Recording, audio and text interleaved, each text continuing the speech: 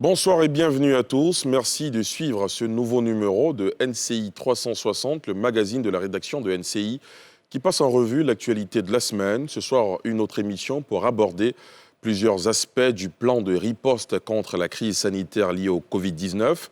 On parlera économie, finances, budget et santé. Dans ce numéro de NCI 360, nous aurons deux tableaux, deux parties. La première consacrée à la riposte économique et sociale, avec notamment deux membres du gouvernement ivoirien.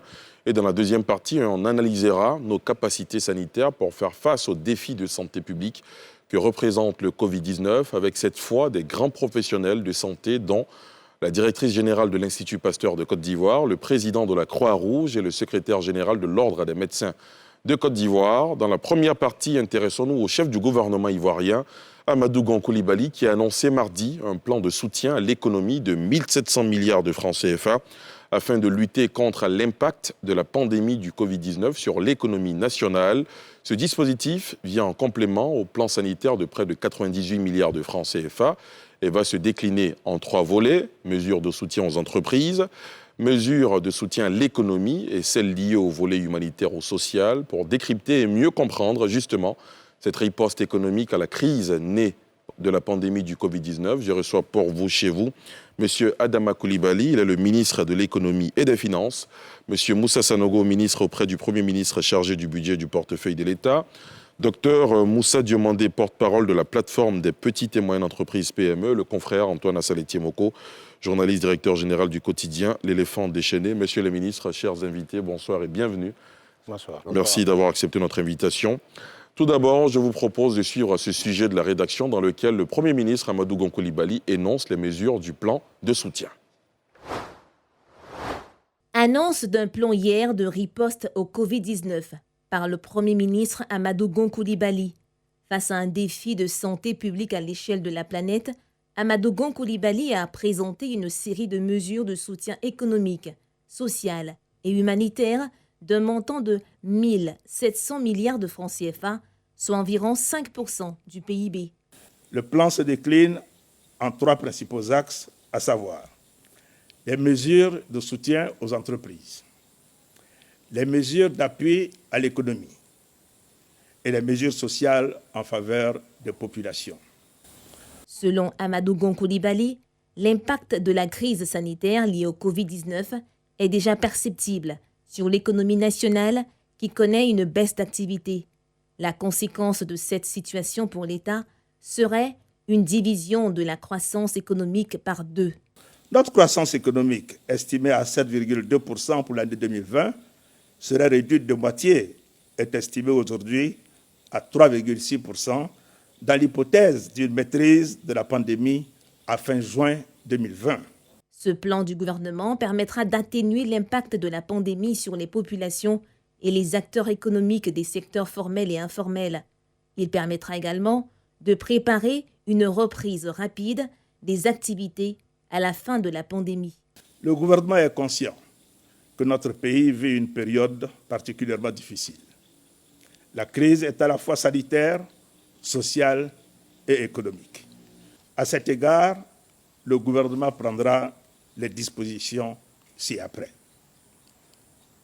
Suspendre les contrôles fiscaux pour une période de 3 mois. Reporter de 3 mois le paiement des taxes forfaitaires pour les petits commerçants et artisans. Différer pour une période de 3 mois le paiement des impôts, taxes et versements assimilés dus à l'État. Réduire de 25% la patente transport. Différer pour une période de 3 mois le paiement de l'impôt sur les revenus de capitaux des entreprises du tourisme et de l'hôtellerie au titre des mesures sociales. Le gouvernement entend décaler pour l'ensemble des abonnés les dates limites de paiement des factures d'électricité et d'eau d'avril à juillet 2020 et de mai à août 2020. À cet effet, des facilités de paiement seront proposées pour soulager les populations. Prendre en charge les factures d'électricité et d'eau devraient être payées en avril et mai 2020 des couches défavorisées, c'est-à-dire de ménages abonnés au tarif social d'électricité et des ménages facturés uniquement dans la tranche sociale pour l'eau.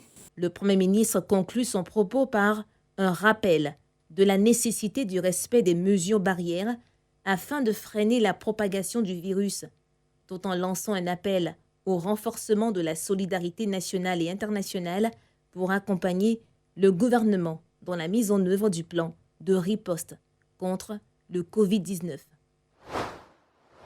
Un plan de soutien de 1 700 milliards de francs CFA, monsieur le ministre, ça fait beaucoup d'argent finalement.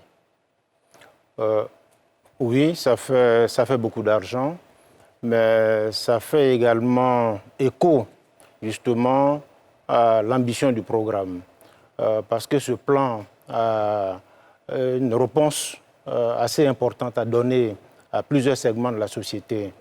Dans son intervention tout à l'heure, M. le Premier ministre a indiqué que le plan visait à soutenir l'économie, à soutenir les entreprises, mais également à faire en sorte que les populations puissent en bénéficier. Je crois que c'est tout ça mis ensemble qui a permis d'arriver à ce chiffrage de 1 700 milliards. Je voudrais rappeler simplement que les mesures dont le chiffrage a été donné tout à l'heure ont fait l'objet de concertation avec l'ensemble des acteurs, et cela sous la haute orientation de M. le Premier ministre. Monsieur le ministre Salongo. Oui, effectivement, ça fait beaucoup d'argent, mais évidemment, c'est, on va dire, à la hauteur des difficultés que nous voyons poindre à l'horizon du fait de cette crise. C'est le rythme de création de richesses de l'économie nationale qui est divisé pratiquement par deux. C'est les revenus de plusieurs ménages qui vont malheureusement s'amenuiser du fait que les activités se ralentissent quand quelquefois elles ne s'arrêtent pas. C'est même quelquefois la disponibilité des biens et services qui n'est pas toujours garantie si l'État ne prend pas certaines dispositions. Et puis son corollaire qui est la montée donc, des prix de la consommation. Donc ça nécessite quand même qu'un package puisse être développé et qu'on puisse appuyer les ménages, appuyer les entreprises pour faire en sorte que le rythme donc, de création de richesses ne s'arrête pas. Alors, il y a pas mal de chiffres qui ont été annoncés, notamment un fonds de 250 milliards de francs CFA pour soutenir les filières agricoles, un fonds de 100 milliards pour le secteur informel qui est touché. Comment vont se traduire justement ces mesures, ces fonds, comment ils seront administrés? Alors, vous savez qu'il est question de mettre en place des ressources pour pouvoir appuyer les entités qui ont des difficultés. Donc, la première chose à faire, c'est d'abord d'abonder le fonds, donc de mobiliser les ressources, faire en sorte que ces ressources-là soient disponibles. Ensuite, il faut définir certains critères qui font en sorte que les entités qui ont rencontré le plus de difficultés du fait de cette crise, qu'elles puissent avoir les ressources minimales pour pouvoir répartir. Donc c'est cet ensemble-là qui va donc permettre de faire en sorte que les uns et les autres puissent avoir le minimum de soutien de la part de l'État. Monsieur le ministre. La logique qui est derrière les 250 milliards de soutien aux filières agricoles vise essentiellement à faire en sorte que les filières puissent se maintenir malgré le contexte dans lequel on se trouve. Notamment s'il y a des difficultés en termes d'acquisition d'intrants, justement, ces ressources pourraient permettre justement d'acquérir ces intrants et de les mettre à la disposition donc, des opérateurs de la filière. Le tout étant effectivement que ces filières puissent demeurer actives. Vous savez très bien que les mesures qui ont été prises ne concernent pas en fait, les exportations de nos produits de rente. Et donc, ces produits de rente continuent d'être exportés. Et donc, il y a un corridor qui est fait qui permet justement que ces produits continuent d'être exportés sans difficulté. Je voudrais vous signaler d'ailleurs que la campagne principale de cacao qui vient de s'achever au 31 mars n'a pas été du tout perturbée par ce qui s'est passé en raison des mesures qui ont été prises. Nous avons pu réaliser 93% de nos contrats avec nos partenaires sur la campagne principale et la campagne intermédiaire vient d'ouvrir le 1er avril. Donc nous ne constatons pas de difficultés majeures. Nous pensons également que là, nous allons pouvoir honorer nos engagements avec nos partenaires. Très bien. Docteur Diomandé Moussa, la semaine dernière sur ce plateau, vous indiquiez, vous souhaitiez que l'État apporte un soutien aux petites et moyennes entreprises. Quelques jours après, on a suivi cette allocution télévisée du chef du gouvernement ivoirien. Quel est votre sentiment aujourd'hui? Vous avez été entendu finalement? Oui, nous avons été attendus. Je dois dire que le gouvernement a réagi comme on attendait, et ils ont réagi comme il fallait. Cette façon de faire nous a permis, je dois dire, de sauver des emplois. Parce que cette façon de faire nous permet aujourd'hui d'être rassurés, de rassurer les PME sur la capacité du gouvernement à accompagner les petites et moyennes entreprises. C'est donc l'occasion pour les petites et moyennes entreprises de dire merci au président de la République, à son Excellence M. Amadou Gon Coulibaly, à tous les ministres du gouvernement, parce que ce n'était pas évident. Lorsque le 19 mars, nous avons adressé une correspondance à M. le Premier ministre pour lui faire part de nos inquiétudes et surtout faire des propositions pour permettre aux PME de sortir du stress, nous n'attendons pas à avoir des réponses immédiates et surtout des réponses de cette envergure. Le 31 mars, lorsque le Premier ministre a annoncé les mesures que vous venez de citer, nous avons ressenti cela, je dois dire, comme une marque d'attention et surtout de la considération. Pour nous, c'est une excellente chose. Maintenant, ce qu'il y a lieu de faire, c'est d'imaginer le futur, comment on met ces mesures en application. Et c'est en cela que la plateforme unique des petites et moyennes entreprises se propose, aux côtés du gouvernement, d'apporter sa modeste contribution à la réflexion pour qu'ensemble nous puissions trouver des solutions pour que ces fonds qui ont été dégagés pour le secteur privé aient du sens pour les petites et moyennes entreprises. Le gouvernement a procédé à des reports d'impôts. C'est une excellente chose, mais nous allons demander au gouvernement, pour certaines catégories, nous voulons que le gouvernement procède carrément à l'annulation. Pour ceux, par exemple, qui n'ont pas travaillé du tout. C'est vrai que notre système fiscal vous permet de ne pas payer certains impôts comme vous n'avez pas de chiffre d'affaires, mais je pense qu'il y a des charges que ces entreprises vivent, telles que le secteur de l'hôtellerie, le secteur de la restauration, qui volontairement n'ont pas voulu fermer, mais qui ont fermé parce qu'il y a la crise. Donc aujourd'hui, c'est des mesures que nous devons regarder ensemble. Nous sommes prêts à discuter, à accompagner le gouvernement dans sa recherche de solutions pour trouver des solutions. Mais au-delà de la riposte, il faut savoir que la pandémie à Covid-19 sera bientôt derrière nous, c'est sûr. Voilà, nous allons mettre sous contrôle. Monsieur le ministre Sanogo, on entend le porte-parole de la plateforme des petites et moyennes entreprises indiquer que l'effort qui a été fait, c'est bien. Est-ce qu'on ne peut pas faire un peu plus? Moi, j'ai envie de vous demander, 1700 milliards de francs CFA, c'est une grosse somme, on l'a dit. Est-ce que le gouvernement peut faire plus? Est-ce que déjà, on n'a pas déjà fait ce qu'on pouvait? Écoutez, dans l'absolu, on peut jamais dire qu'on ne peut jamais faire plus. Mais vous savez, en économie, il n'y a jamais d'effet qui est neutre. C'est-à-dire que quand vous avez fait un effort d'un côté, il va falloir que vous réduisez les choses de l'autre. Alors là-dessus, il faut bien regarder. Vous avez des petites et moyennes entreprises qui sont des acteurs importants de notre économie, pour lesquels le gouvernement a déjà mis en place tout un ensemble de mécanismes pour les appuyer. L'une des grosses contraintes auxquelles fait face une petite entreprise, c'est le financement. Le gouvernement a mis en place un fonds de garantie pour les accompagner dans les opérations bancaires. Mais aujourd'hui, avec la loi sur les sociétés d'État qui va être adoptée au Parlement sous peu, je l'espère, alors il y a également un autre mécanisme d'abondement de ressources pour pouvoir accompagner ces petites et moyennes entreprises-là. Et le gouvernement a également pris des dispositions légales qui font que les parts des marchés publics réservés aux PME sont aujourd'hui beaucoup plus importants que ce n'était pas le passé. On est passé de 20% à aujourd'hui 30%. Et dans les faits aujourd'hui, la commande publique pour les PME représente à peu près 40% en valeur et 60% en nombre en termes de marché public. Tout ça, c'est pour appuyer les PME. Maintenant, il y a l'effet coronavirus qui, lui, vient s'ajouter et pour lequel un fonds spécifique est dédié pour pouvoir les accompagner. Maintenant, sur la question de la fiscalité, bon, vous savez, vous payez de la fiscalité au prorata de vos revenus. Quand vous n'en avez pas, c'est tout à fait normal que vous n'en payiez pas. Et sur les questions d'impôt minimum forfaitaire qui existaient lorsque vous avez une situation négative, eh bien, l'État a également fait un geste là-dessus. Donc, ce sont des choses qui peuvent être regardées. Mais globalement, le principe même de la fiscalité, c'est de faire en sorte que les uns et les autres contribuent à la hauteur de leurs ressources. Antoine Assalé-Thiemoko, vous êtes journaliste, observateur. Quel commentaire faites-vous justement de cette annonce du Premier ministre sur le plan de soutien de 1700 milliards de francs CFA? Quand on écoute le représentant des PME, on sent tout de suite que la mesure était attendue. En tant qu'observateur, en tant que journaliste, on a aussi entendu ce que le Premier ministre a dit. Mais il est clair qu'entre les annonces des montants qui ont été indiqués et la mobilisation des ressources, il peut y avoir parfois des réalités qui sont moins prosaïques.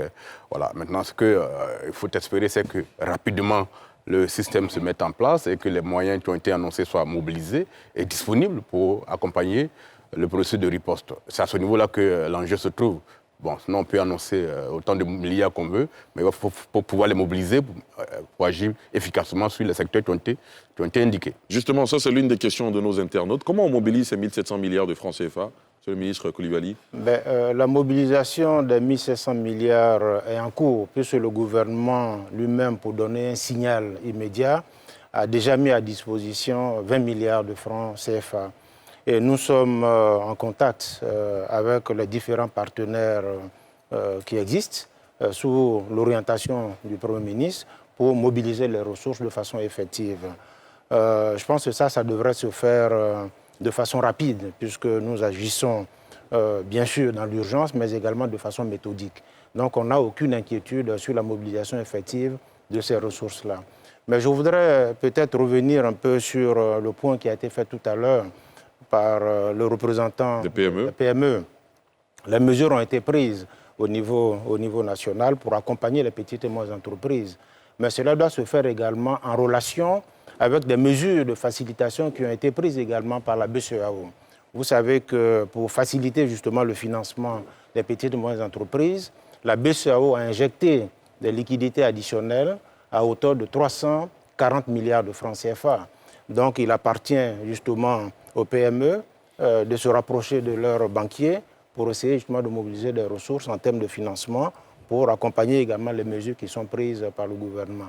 Au-delà de cela, il n'y a que 1700 entreprises qui n'étaient pas initialement listées, cotées au niveau de la BCEAO, l'ont été, justement dans le cadre de la réponse à cette crise-là. Et ça correspond à un montant de 1050 milliards de ressources additionnelles qui pourraient être mises à disposition des petites et moyennes entreprises.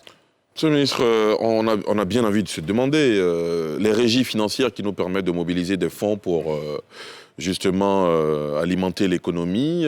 Vu la crise du coronavirus, les activités sont au ralenti. Est-ce que de ce point de vue-là également, il n'y a pas lieu de s'inquiéter?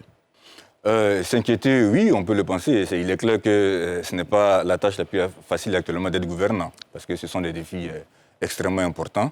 Il est également évident ici que lorsque les activités ralentissent ou s'arrêtent, vos capacités à mobiliser de la ressource s'amenuisent.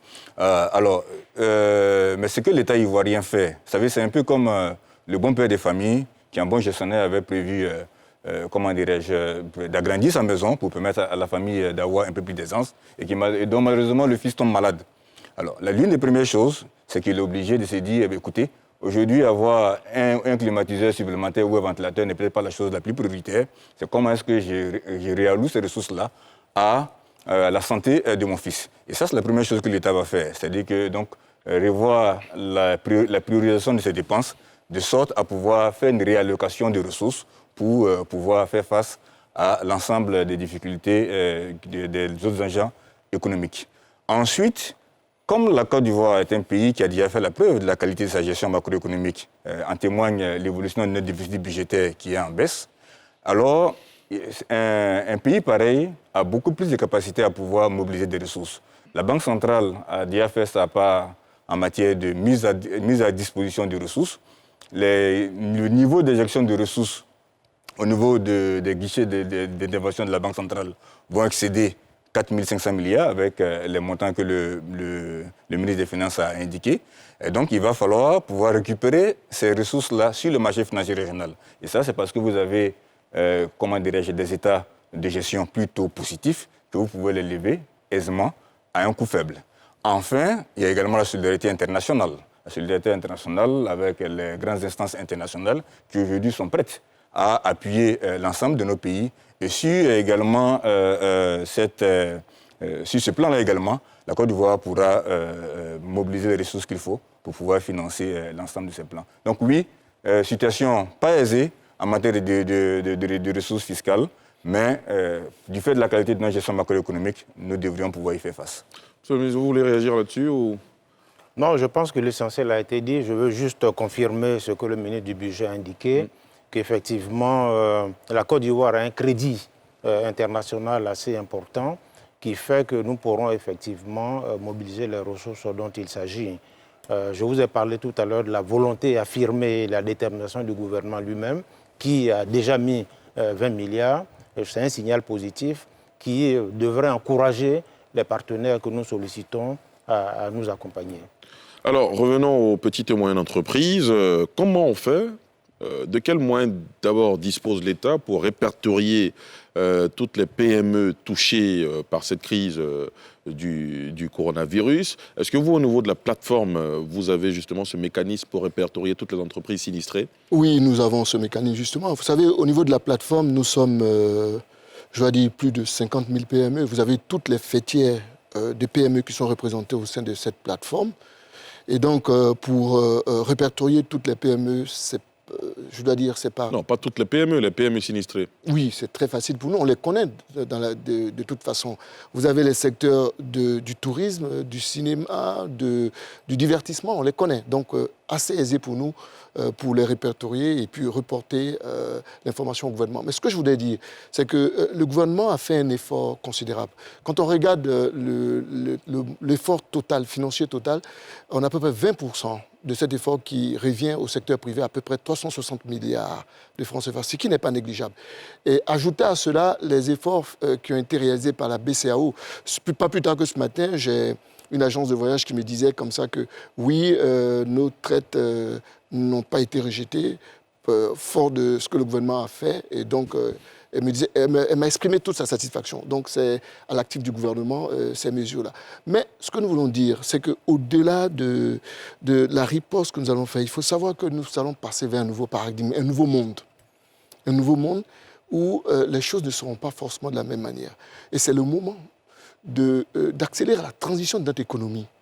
Forcément, avec le Covid-19, on a une économie, des nouveaux modes de vie, confinement, avec une autre façon de travailler. Donc, c'est l'occasion pour notre économie de passer à une nouvelle façon de travailler, d'avoir de nouveaux modèles économiques, de passer à l'agilité. Et cela, nous voulons, dans nos discussions avec le gouvernement, donner des pistes pour que nos entreprises soient plus compétitives au sortir de cette crise. Antoine Assalé-Tiemoko, vous vouliez réagir tout à l'heure? Oui, non, je veux dire que je suis d'accord avec ce que le représentant des PME dit. Il est clair qu'à la fin de cette crise, il va y avoir de grandes réflexions, des réformes profondes sur le système économique dans tous les pays. Mais je voudrais, l'occasion étant présente, les deux ministres sont sur le plateau, poser des questions concrètes. Quand on parle du secteur informel, au-delà de ma casquette de journaliste, je suis aussi un élu local. Tout à l'heure, j'ai entendu M. le ministre dire les taxes forfaitaires des petits commerçants sont suspendues, les mairies, effectivement, collectent. Je suis sûr que tous mes collègues qui sur cette émission veulent que je pose la question. Les impôts sont suspendus pour 3 mois. Comment, concrètement, une restauratrice dont le commerce a été fermé, comme chez moi, par exemple, à Thiès-Salé, tous les commerçants, toutes les petites vendeuses des restaurants sont au chômage. Concrètement, comment le gouvernement va faire pour que ce secteur-là puisse recevoir les montants qui ont été annoncés? Première chose. Deuxième chose, les collectivités territoriales, elles ont des quotes-parts d'impôts qui sont partagées, que l'État leur envoie chaque trimestre ou chaque mois. Comment ça va se faire si les impôts sont suspendus? Est-ce que les collectivités, les budgets ont été adoptés et approuvés? Comment ça va être alimenté concrètement? Sur ces questions-là, je peux répondre de façon, on va dire, sur les grands principes.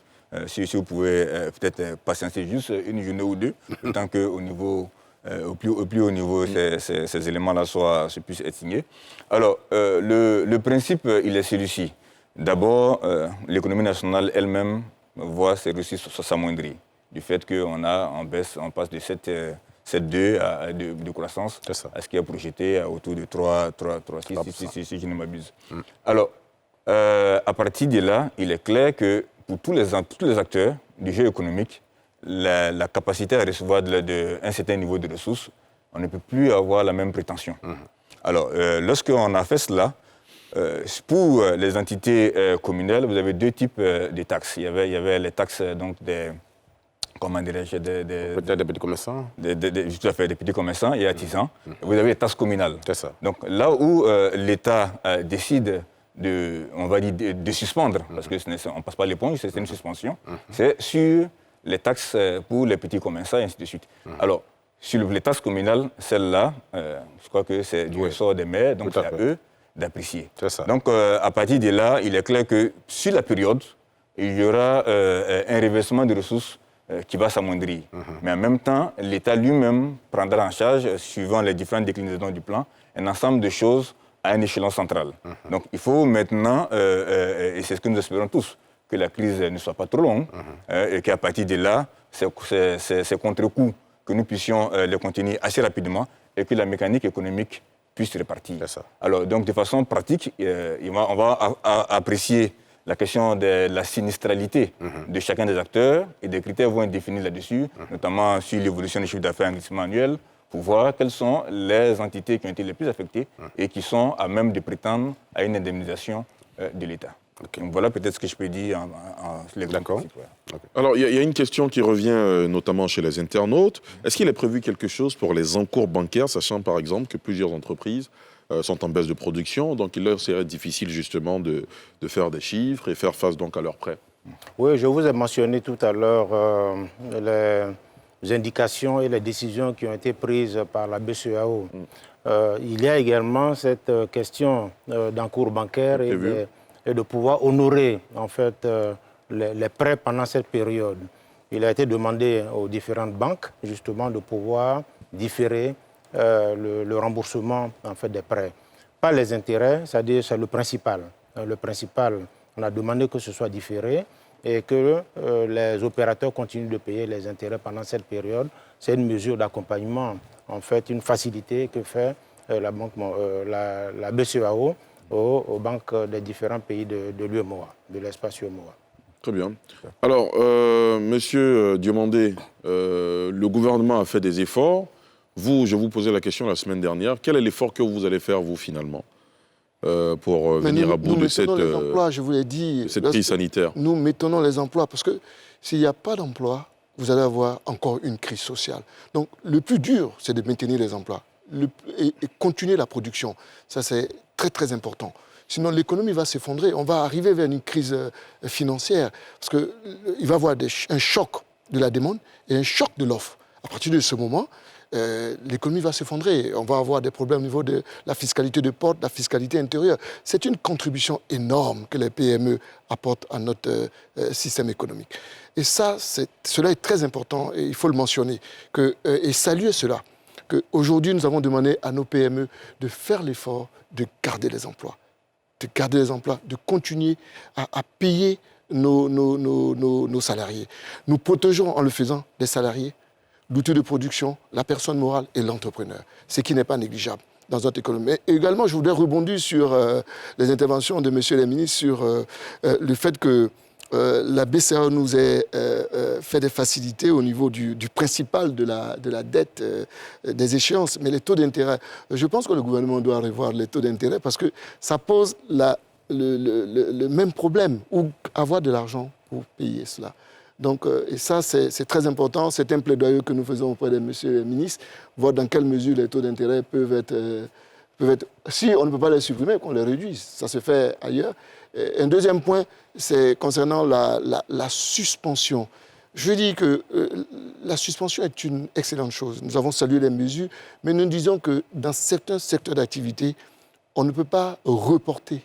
Il faut complètement... Vous pensez à quel secteur, notamment? L'hôtellerie, la restauration, le tourisme, les agences de voyage, il faut complètement... Ils n'ont pas d'activité. Il faut voir dans quelle mesure ces charges... on ne reporte même pas les charges. Et je voulais dire également que nous sommes dans une posture de construction, une posture de réflexion avec le gouvernement.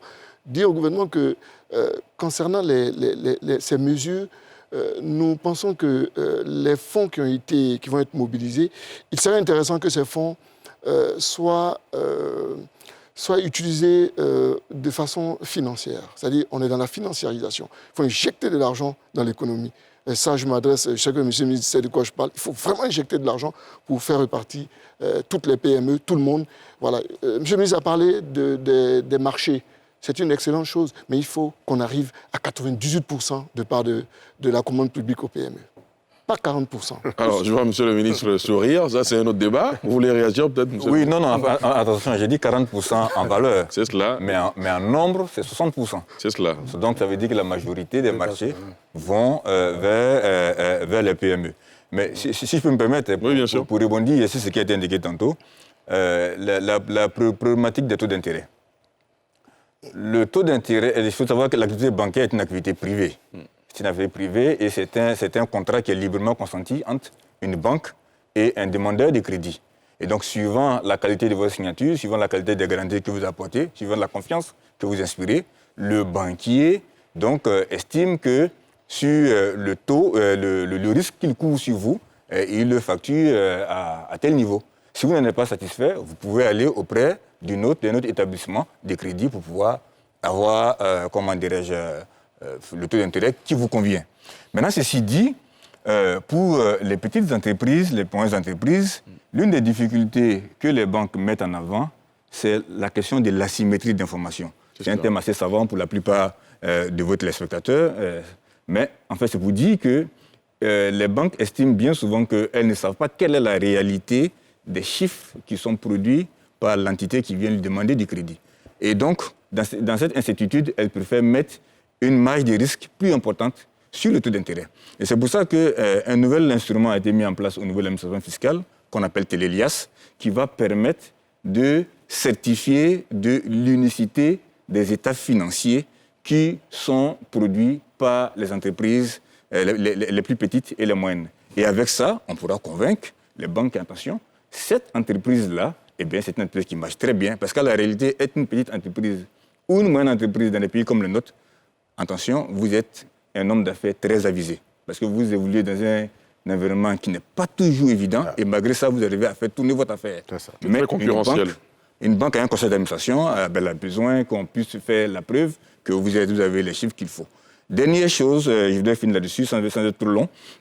Alors, pour les banques, vous savez que lorsque la banque vous fait un crédit, elle est assujettie à des règles qu'on appelle des règles prudentielles. Elle doit mettre en face un certain volume de fonds propres au cas où le crédit ne se donne pas bien pour qu'on puisse garantir donc, le remboursement des dépôts du public. Eh bien, ces règles-là ont été assouplies du côté de la Banque centrale, mais également aussi les règles de provisionnement auxquelles elles étaient assujetties au cas où il y a de la casse sur votre crédit, si on peut mettre ces termes-là. Et c'est tout ça qui fait que le système continue de fonctionner sans trop de difficultés. Monsieur le ministre Adama Coulibaly, on l'aura bien compris, en ce moment, nous sommes à l'étape de mobilisation des ressources. Une fois que tout cet argent sera mobilisé, comment va s'opérationnaliser les différents fonds qui ont été mis en place parce que tout de suite, les petites et moyennes entreprises, dans leur tête, on va avoir un peu d'argent pour pouvoir faire tourner notre business. Faut attendre jusqu'à quand, notamment? Oui, nous sommes en train de travailler sur ce dossier. Les opérateurs du secteur privé sont en train d'examiner les mesures actuellement. Et nous-mêmes, de notre côté, nous regardons les mesures de manière à ce que nous puissions nous retrouver. On avait prévu de se rencontrer aujourd'hui, mais des contraintes ont fait que la rencontre a été reportée en début de semaine prochaine.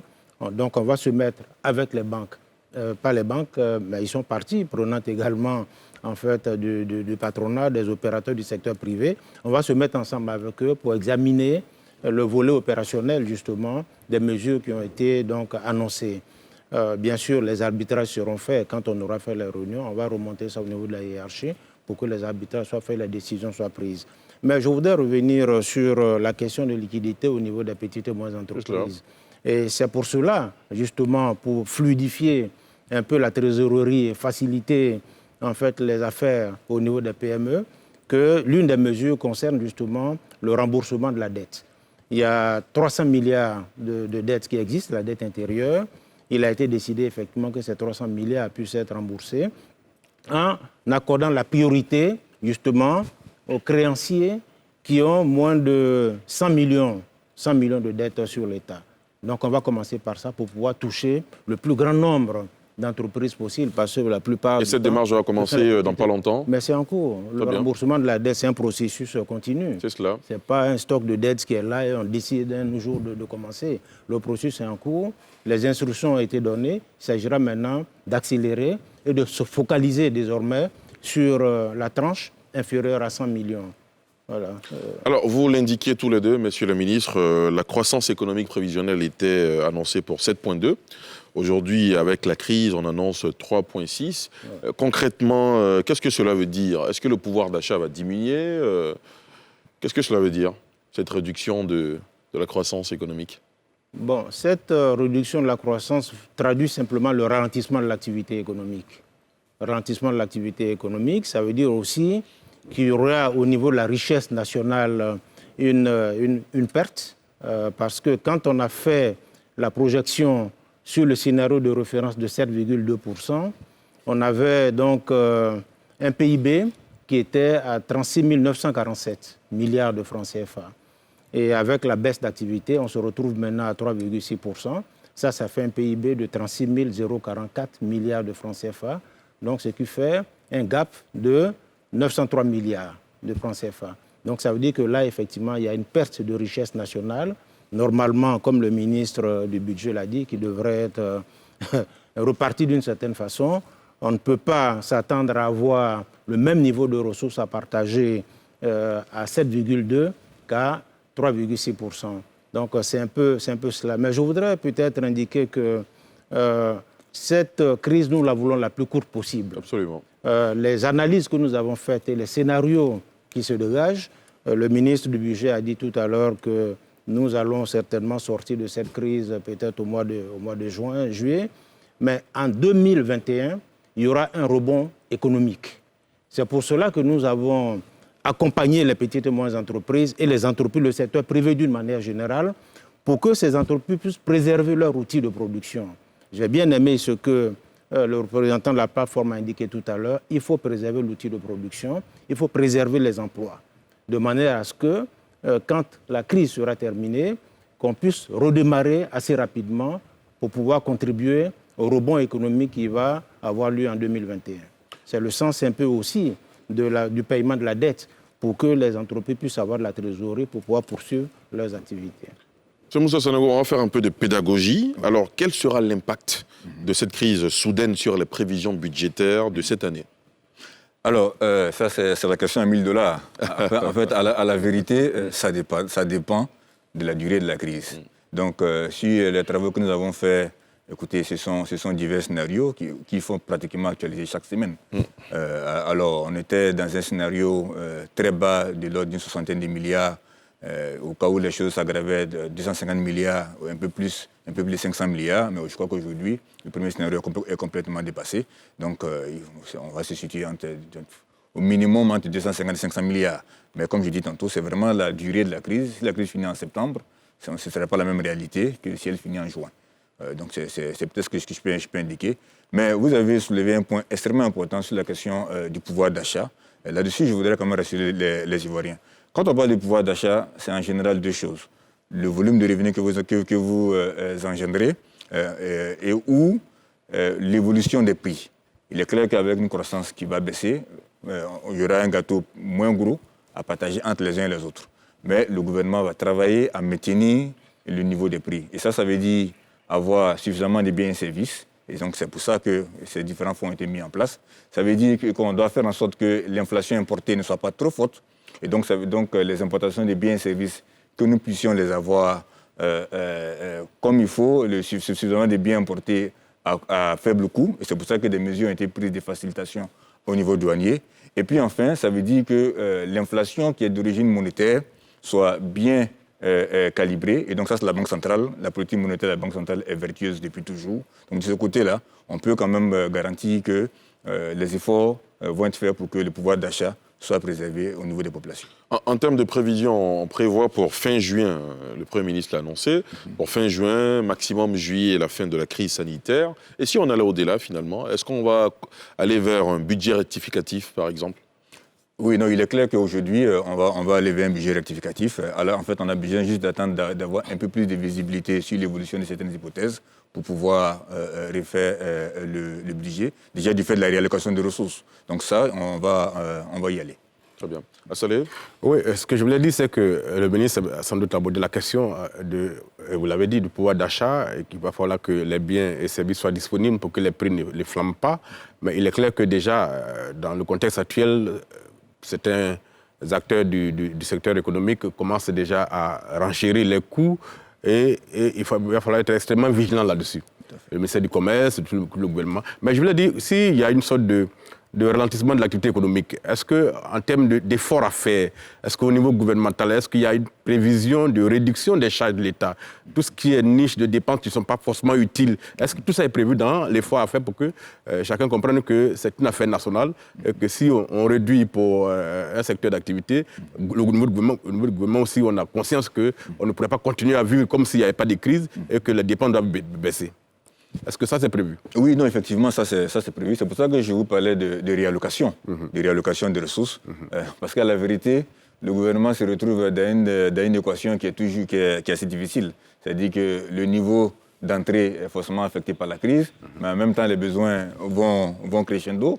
Et donc, à partir de là, vous devez trouver un équilibre savant. Non, ces efforts-là sont prévus. Donc, ils sont pris à charge à travers la réallocation de ressources vers les populations les plus vulnérables. D'accord. Vous voulez réagir? Très bien. Juste pour compléter ce que le ministre du Budget vient d'indiquer, effectivement, nous allons avoir justement dans le budget rectificatif qui va être produit un redimensionnement en fait, des allocations par différents postes. Il est clair que les dépenses de fonctionnement sur certains postes vont nécessairement être réduites, ça c'est très net. Mais je voudrais revenir sur la question de la flambée des prix. Je crois que là, véritablement, il faut constater que les agents du ministère du Commerce sont partout sur l'ensemble du territoire pour essayer justement de faire du contrôle renforcé et surveiller les prix. Parce qu'il n'y a aucune raison aujourd'hui que les prix flambent comme ça, sans raison, parce qu'il n'y a pas de pénurie, les stocks sont là, il n'y a pas de raison que les prix puissent grimper. Donc les agents du ministère du Commerce sont partout en train de surveiller. Et puis, bon, les sanctions vont tomber. Si les prix qui sont affichés ne sont pas pratiqués correctement, les sanctions seront prises notamment contre les contrevenants. Est-ce que vous avez les chiffres de la part de ces 1700 milliards consacrés à l'équipement, notamment dans le secteur médical, à l'équipement des médecins, à l'équipement des hôpitaux, pour les protéger? Est-ce que vous avez des chiffres là-dessus? Oui, en fait, alors, ça dépend de comment est-ce que vous faites le calcul. Vous avez déjà le plan de réponse sanitaire que le président de la République a annoncé. C'est cela, les 98 milliards. Mais vous avez un ensemble de ressources qui sont prévues pour faciliter l'importation de tout ce qui est appareils, intrants médicaux et autres éléments qui ont trait à la crise, mais également aussi le soutien financier qui va être apporté aux agents en première ligne pour pouvoir faire face donc, à cette crise compte tenu des risques qu'ils prennent. C'est établi très clairement, en ce moment, la priorité, c'est la santé, dans les dépenses de l'État. Écoutez, on a coutume de le dire, hein, quand on se présente les vœux, c'est d'abord la santé. Il faut être en bonne santé pour pouvoir être aussi cette table pour pouvoir parler de différentes choses. Je crois que c'est une priorité aujourd'hui dans les dépenses de l'État. Docteur Diomandé, il peut se trouver qu'il y ait des responsables de PME, des chefs d'entreprise, qui profitent de la crise sanitaire justement pour monter les enchères, monter les prix de leurs produits ou services. Vous également, à votre niveau, il y a peut-être un travail à faire. Au niveau de la plateforme des petites et moyennes entreprises, nous avons une façon de travailler. Tous les opérateurs indélicats automatiquement sont excommuniés de notre plateforme. On n'en a pas l'impression, hein? C'est que c'est pas il faut dire c'est que c'est pas les PME. Les PME en général? Non, les PME en général sont des entrepreneurs, je dois dire, qui vivent de leur activité, au quotidien. Et donc, par rapport à l'effort qu'ils font, ils réajustent leurs coûts. C'est la loi du marché. Donc, vous voyez, si j'ai des difficultés pour avoir mes intrants, ou si le marché est réduit, bien entendu, je fonctionne. C'est ce que j'ai dit, il y a des chocs de la demande et des chocs de l'offre. À partir de ce moment, il y a un équilibre à faire. Donc, on peut interpréter cet équilibre en disant qu'il y a de la surenchère, mais c'est pas cela. Nous faisons l'effort d'être au service de nos populations. Nous n'arrêtons pas nos productions. Je connais même certains aujourd'hui qui partent à Jacquesville pour livrer des produits, pour livrer des compagnies qui travaillent dans des conditions extrêmement difficiles. Il faut saluer tout cela. Mais ce que je voulais dire, c'est que le gouvernement a réagi de façon correcte, je dois dire, avec des mesures concrètes, des mesures. Nous allons passer à la phase pratique, pragmatique, comment les choses vont se mettre en place. Comme je l'ai dit, nous sommes disposés à apporter nos contributions sur tous les points de ces mesures. Mais au-delà, il faut penser vraiment à l'après-crise. Parce que nous anticipons, nous avons des éléments. Nous allons nous retrouver après la crise à une course effrénée. Donc l'accompagnement du gouvernement doit également se poursuivre au niveau du crédit à l'import, du crédit, de la facilitation des PME à s'installer, à aller sur des marchés nouveaux, à conquérir des parts de marché. C'est cela le combat. Le combat va se faire à ce niveau. Parce que vous allez avoir des PME, des entreprises... Vous avez l'impression qu'on vous accompagne, on ne vous booste pas suffisamment ? Ils font ce qu'ils peuvent, mais c'est l'occasion. Nous sommes dans une approche constructive, c'est de la réflexion, apporter notre contribution au gouvernement. Et c'est pour ça que nous sommes là. Nous pensons qu'ils font ce qu'ils ont à faire. Nous leur disons où ils peuvent orienter certaines choses, c'est notre rôle. Chacun a sa place. Mais aujourd'hui, si nous regardons peut-être hors les produits de rente, café, cacao, anacarde, regardez la contribution à l'import. Oui, les PME ivoiriennes qui sont au Ghana, au Mali, au Sénégal, c'est important d'avoir des entreprises capables à un moment donné de faire ce qu'on appelle du reshoring ou de refaire venir l'argent dans leur pays. Tout ça est important. Donc, il faut aller sur des renforcements de capacités au niveau du commerce, du marketing, pour qu'on soit plus offensif. La Côte d'Ivoire soit un peu partout dans la sous-région pour vendre notre savoir-faire. Parce que nous avons les compétences, nous sommes un peu partout et nos compétences sont appréciées. Donc aujourd'hui, c'est une excellente chose, mais les PME veulent aller plus loin. On veut être capable de vendre notre petit cola d'une certaine façon, pas à la noix brute, mais avec d'autres technologies en termes de teinture et autres. Et c'est pour cela que nous devons mener la réflexion à le gouvernement pour dire maintenant, allons-y plus loin et plus vite. Monsieur le ministre, vous n'avez pas l'impression que cette crise nous envoie également d'autres messages ? Aujourd'hui, est-ce qu'il ne faut pas faire un bond plus important en avant vers l'industrialisation? Parce que la tendance aujourd'hui, c'est produire des cache-nez, des gels hydroalcooliques. On est toujours en train de les faire venir chez nous. Est-ce qu'il ne faut pas justement booster l'industrialisation du pays? Mais vous savez que la stratégie du gouvernement, c'est justement aller vers la transformation structurelle de notre économie à travers l'industrialisation. Fondamentalement, c'est de ça qu'il s'agit. C'est la politique qui a été adoptée depuis le PND, le deuxième PND. Donc on est bien sur la trajectoire d'industrialisation. C'est pour cela que vous verrez que toutes les mesures qui ont été prises jusqu'à maintenant visent à encourager justement le secteur industriel, notamment à travers la transformation de nos produits de base, le cacao, l'anacarde et ainsi de suite. Donc nous sommes effectivement vers là. Nous allons encourager également la transformation des produits manufacturés. Donc effectivement, nos efforts ont été contrariés, comme d'autres pays, par le Covid-19. Mais je pense que nous allons, comme je l'ai dit, poursuivre résolument en fait, notre marche après la sortie de cette crise-là. Il n'y a aucune raison que nous ne le fassions pas. Il faut absolument, je suis d'accord avec vous, que nous puissions créer de la valeur ajoutée, que nous puissions créer des emplois pour nos compatriotes. Et ça ne peut se faire qu'à travers une politique industrielle ardue. Et donc, moi, j'encourage les opérateurs privés, effectivement, à s'investir davantage dans la transformation, parce qu'il n'y a pas de raison que nous puissions exporter des produits bruts et que ces produits bruts transformés à l'extérieur créent des richesses à l'extérieur, créent des emplois là-bas, alors qu'ici, nous avons des gens que nous aurons pu utiliser. Vous voulez réagir? Non, je crois que le ministre des Finances a dit l'essentiel. Hein. Juste deux mots. C'est la stratégie qui est menée depuis plusieurs années.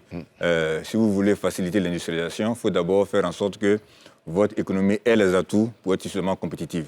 Et ça veut dire disposer de suffisamment d'infrastructures en matière d'énergie, en matière de transport. C'est tout ça qui va faire en sorte qu'une industrie puisse s'installer sans difficulté et qu'elle peut travailler. Aujourd'hui, au PK24, quand vous sortez d'Abidjan, cette vaste zone industrielle qui est en train de se créer, chacun peut la voir. Donc ça valide bien l'idée que l'industrialisation est en cours. Si vous regardez notre produit intérieur brut, la part qui est consacrée au secteur secondaire ne cesse de s'agrandir. Si vous regardez l'évolution de nos investissements directs étrangers, c'est une taux de croissance en moyenne annuelle entre 15 et 20%. Alors, tous les indicateurs sont ouverts en matière d'industrialisation de notre pays. Et effectivement, c'est celle-là que se trouve l'avenir. Oui, il est évident que les hypothèses qui ont été faites, tendant à dire qu'à partir de juin, en principe, on devait sortir de la crise, sont des hypothèses heureuses. Voilà. Et donc, on peut tous espérer qu'à partir de juin, effectivement, qu'on sorte de cette crise. Mais cette crise sanitaire, si les hypothèses pessimistes sont les plus avérés, que si on n'est pas juin pour aller à juillet, août, septembre, voire octobre, risque d'avoir un choc économique terrible. Tout à fait. À une crise sanitaire, risque de se greffer une crise économique et une crise sociale. Et dans une telle circonstance, est-ce que la réaction publique, la parole publique, va dépendre de la capacité de notre État à réagir, à riposter face à la maladie? Juin, ça veut dire que l'État est suffisamment prêt pour riposter et donc prendre des mesures qui sont absolument rigoureuses et donc ne pas tergiverser. Est-ce que les acteurs politiques que vous êtes ici, les acteurs gouvernementaux que vous êtes ici, est-ce que pour rassurer les Ivoiriens que notre pays est suffisamment prêt, après quelques tergiversations qu'on a observées aujourd'hui, à riposter de façon efficace et à mettre la santé des populations au-delà de tous les calculs pour que tous les efforts soient faits par tout le monde pour qu'on sorte de cette crise-là? Est-ce que cela est envisagé? Oui, moi je peux considérer, pardon, c'est le ministre des Finances, voilà. Je peux considérer que notre pays est tout à fait prêt. Vous avez tout à fait raison, il faut avoir plusieurs scénarios. Et c'est ce que nous avons, des scénarios, on va dire, optimistes aux scénarios les plus pessimistes. Alors, notre pays a déjà subi des chocs très importants. Je l'ai rappelé dans d'autres cadres. Vous savez, en 2017, on a connu cette chute très forte des coûts de nos principales matières premières exportées, à savoir le cacao. Il faut vous souvenir que dans la deuxième moitié des années 80, on a connu la même situation et ça a été pratiquement un effondrement économique. Mais notre pays a traversé cette situation parce que les mécanismes qui ont été mis en place pour amortir ces types de chocs-là, aujourd'hui, sont extrêmement efficaces. C'est vrai qu'on a une autre nature de choc aujourd'hui qui peut être beaucoup plus violente, mais là-dessus, je n'ai pas de doute concernant les capacités de nos hommes, l'efficacité de nos mécanismes pour nous permettre de faire face à cette crise et puis en sortir plus fort. Okay.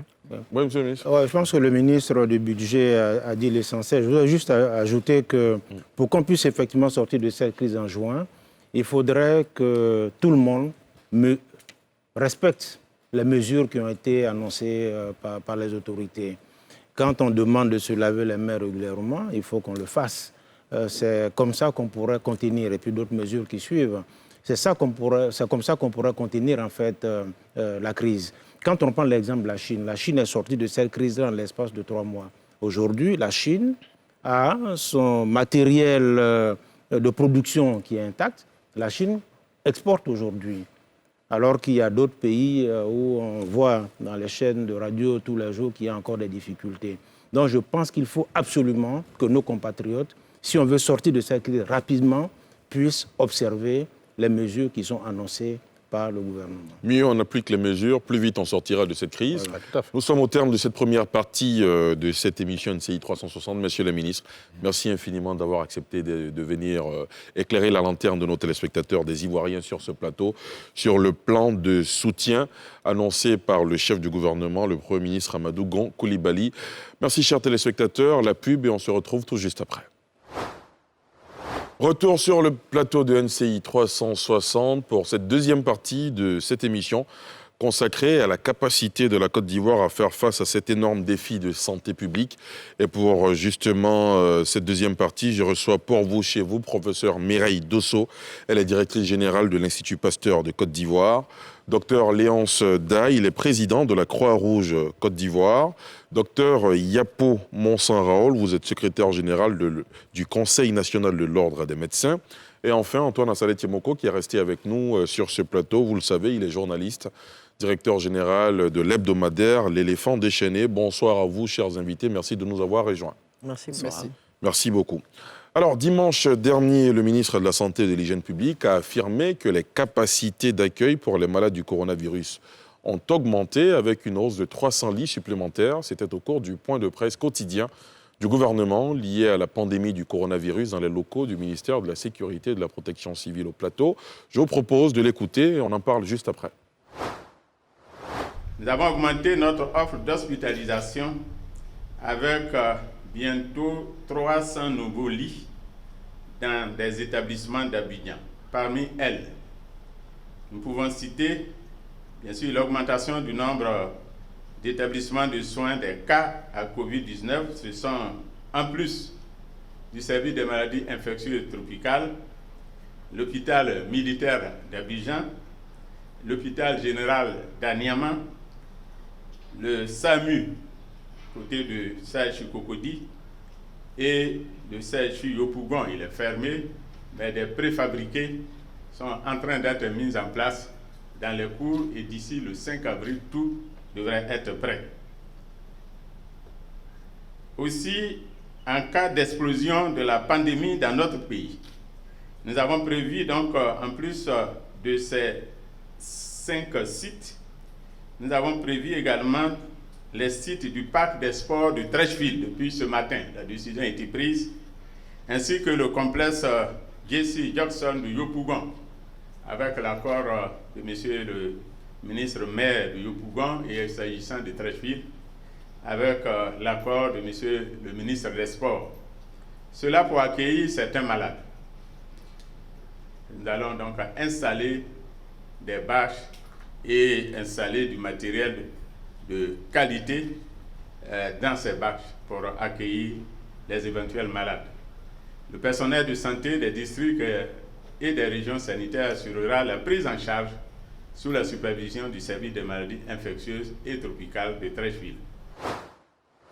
Professeur Mireille Dosso, le coronavirus est arrivé, il est venu finalement éprouver un système de santé déjà en difficulté.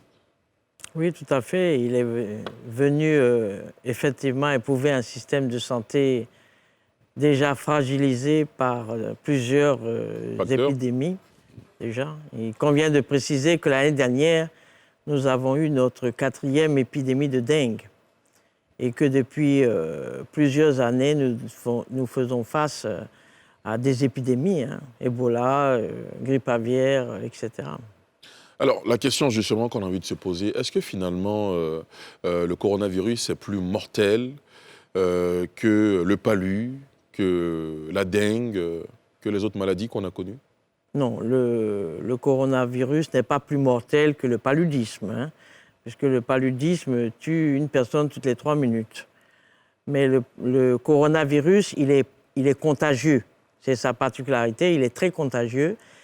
Et il se transmet facilement d'un sujet malade à un sujet apparemment sain. Donc c'est sa contagiosité qui est vraiment un caractère qui lui est particulier. Docteur Yapo Monsin-Raoul, vous êtes le secrétaire général du Conseil national de l'Ordre des médecins. Les médecins étaient déjà en première ligne dans le système sanitaire. Aujourd'hui, vous êtes surbooké? En tout cas, merci d'abord pour l'opportunité que vous nous donnez pour venir nous exprimer sur le problème du coronavirus. Alors, les médecins, avant de tenir tout propos ici, je voudrais vraiment féliciter tous les médecins de l'État de Côte d'Ivoire qui sont au front dans cette épidémie de coronavirus, qui prennent des risques. Malgré la modicité des moyens qui sont en place, les médecins se sont engagés et ils sont aux côtés des patients en train de faire mains et pieds pour non seulement sensibiliser ces populations et en même temps essayer de prendre en charge tous ceux qui sont affectés. Donc vraiment, je tiens à féliciter tous ces médecins. Très bien. Alors, nous, au niveau de l'Ordre des médecins, nous veillons à ce que les choses se passent vraiment dans le cadre de la déontologie, de façon correcte pour ne pas qu'il y ait des abus. Donc, en tout cas, nous tenons à féliciter tous les médecins et avec le ministère de la Santé aussi qui fait mains et pieds pour que les conditions soient réunies, pour que les médecins travaillent dans de bonnes conditions. Donc, sur tout ceci, nous regardons ça de près et puis, au moment venu, nous intervenons. Et justement, nous parlerons tout à l'heure des conditions dans lesquelles les médecins exercent en ce moment. Docteur Léonce Da, vous êtes le président de la Croix-Rouge Côte d'Ivoire. La Croix-Rouge qui, elle, est habituée à la médecine de guerre. Donc, en ces temps d'épidémie, de pandémie du coronavirus, on devrait vous sentir plus. Merci déjà d'avoir permis que nous soyons sur ce plateau. Croix-Rouge habituée au temps de guerre, c'est vrai que c'est... À la médecine de guerre. À la médecine de guerre. On pourrait voir ça comme l'idée répandue. Mais en réalité, notre rôle, notre mission, c'est de prévenir et alléger la souffrance humaine. C'est vrai qu'assez souvent, ça peut être en situation de guerre, mais dans le cas d'espèce, notre rôle serait de participer autant que faire se peut aux phases de prévention de la maladie. On a dit ici et là, le professeur l'a dit, le docteur Yapo a dit également, la situation sanitaire n'est pas très favorable. Il ne faut donc pas attendre que les malades arrivent à l'hôpital pour agir. parce que naturellement, ça va être beaucoup plus difficile. Le ministre l'a annoncé également. Il faut donc mettre beaucoup plus l'accent sur la prévention et c'est notre rôle. Est-ce que vous êtes en train de dire que justement la Croix-Rouge n'est pas à fond dans la prévention?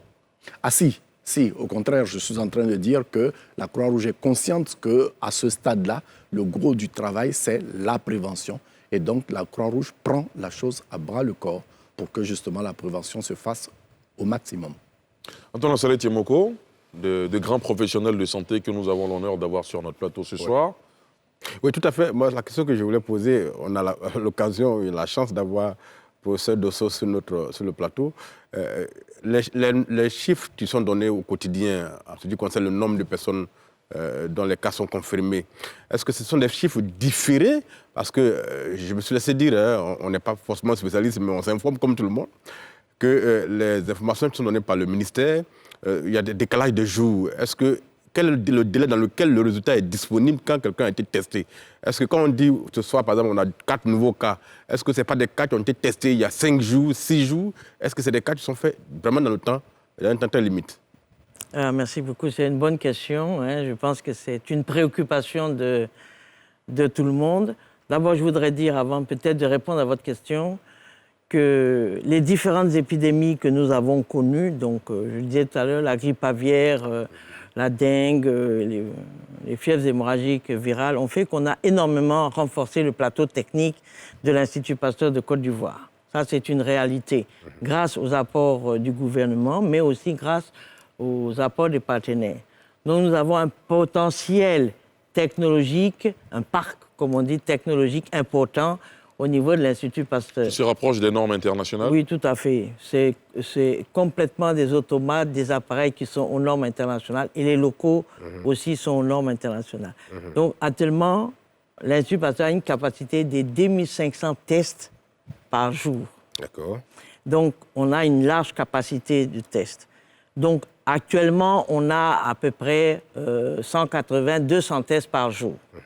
Donc on n'est pas au bout de nos capacités, de nos potentialités.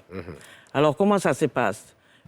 On reçoit les échantillons qui viennent régulièrement, qui sont acheminés donc, par l'Institut national d'hygiène publique, et à partir de 14 heures, on commence à traiter les échantillons.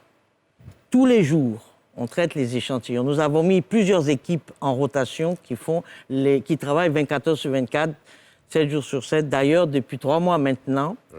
Et vers les 2h, 3h du matin, je reçois les résultats. Et je transmets donc les résultats à l'Institut national d'hygiène publique. Il n'y a pas actuellement de retard d'analyse. Tous les échantillons qui sont parvenus à l'Institut Pasteur, à part ceux d'aujourd'hui, bien sûr, tous les échantillons ont été analysés. Maintenant, il faut quand même le dire, parfois, les échantillons, soit le tube est vide, ou bien il y a la fiche, mais il n'y a pas le tube, ou bien parfois il y a le tube, mais il n'y a pas la fiche. Alors là, ça pose un petit peu des problèmes. Et cette maladie-là, vraiment, il faut insister sur la qualité du prélèvement. C'est un élément majeur. Si le prélèvement est bien fait, correctement fait, s'il est bien transporté au laboratoire et s'il est correctement analysé au laboratoire, vous allez avoir un résultat 100% fiable. Mais comment se fait le processus? Comment vous recevez ces échantillons-là? Par exemple, quelqu'un qui a un cas suspect, par exemple, à Tiasalé, à San Pedro, dans n'importe quelle ville de l'intérieur du pays, où il n'y a pas le potentiel pour faire le test, comment les échantillons vous parviennent? Comment ils sont faits sur le terrain là-bas? Vous êtes seulement au bout de la chaîne? Dans ces maladies-là, oui. Parce que ce sont des maladies dont on dit que ce sont des agents dangereux. Donc, quand il s'agit d'épidémies dues à des agents dangereux, effectivement, c'est l'Institut Pasteur de Côte d'Ivoire qui est le laboratoire de référence. C'est pour ça que c'était la même chose pour Ebola, c'est la même chose pour la dengue. Alors, ce qu'il faut savoir au niveau de la Côte d'Ivoire, c'est qu'il y a un formidable réseau de laboratoires, de structures sanitaires qui sont déjà habilités à faire les prélèvements, ne serait-ce que dans le cadre de la surveillance nationale de la poliomyélite ou des méningites, etc. Donc il y a tout un réseau qui est organisé. Et des personnes qui sont formées et qui ont aussi les moyens de faire transporter les échantillons. dans des conditions bien appropriées. Parce que quand ce sont des germes dangereux comme cela, les conditions vraiment de transport doivent être très strictes. Et donc, tous les jours, nous recevons, notamment par la poste, tous les jours, nous recevons donc des échantillons. Donc, le problème, c'est un système qui est relativement bien rodé. Ok, d'accord, très bien. Okay. Alors, docteur Yapo Monsin-Raoul, vous, au niveau de l'ordre des médecins, depuis la survenue de cette pandémie, est-ce qu'il y a un dynamisme particulier au niveau de votre ordre? Ok, merci beaucoup. Alors, d'abord, il faut qu'on sache ce que c'est que l'ordre. L'ordre, c'est l'institution qui habilite les médecins pour exercer sur le territoire national. Donc, l'ordre a un rôle de contrôle et de veille de la pratique médicale dans le respect de la déontologie. Voilà un peu comment je peux résumer le travail de l'ordre. Sur le terrain, c'est une affaire de coordination au niveau du ministère de la Santé. C'est le ministère de la Santé qui a le lead sur la pratique médicale, enfin sur les conditions de travail des médecins et sur les installations en matière de pratique médicale. Donc, nous surveillons l'activité des médecins.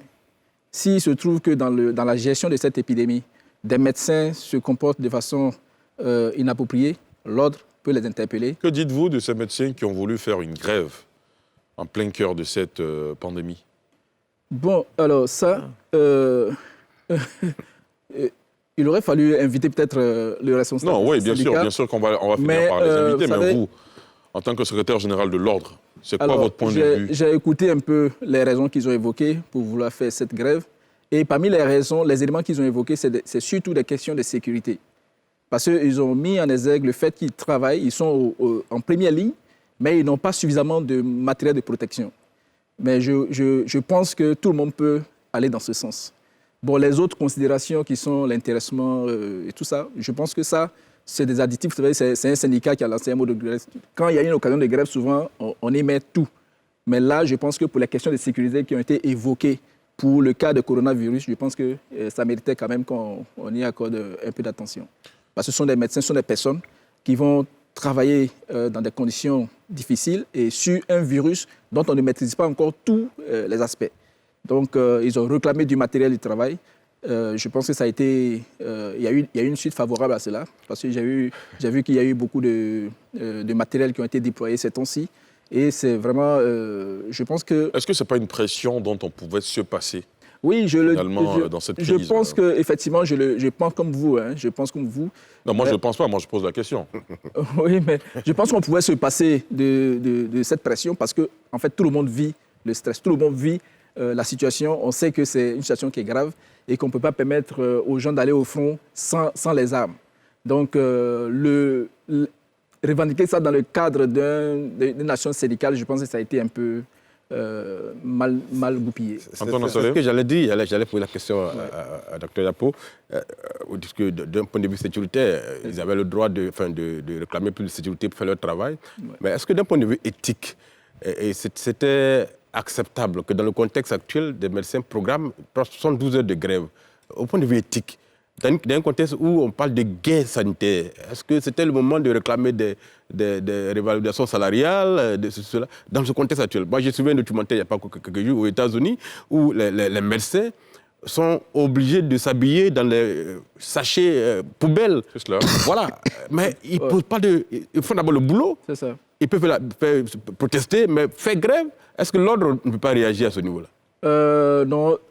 Écoutez, sur le plan éthique, vous savez, nous sommes dans une situation où je pense qu'il y a beaucoup de tergiversations, y compris même de la part des médecins qui sont au front. Vous savez, on peut mettre ça sur le compte de la panique et de la panique.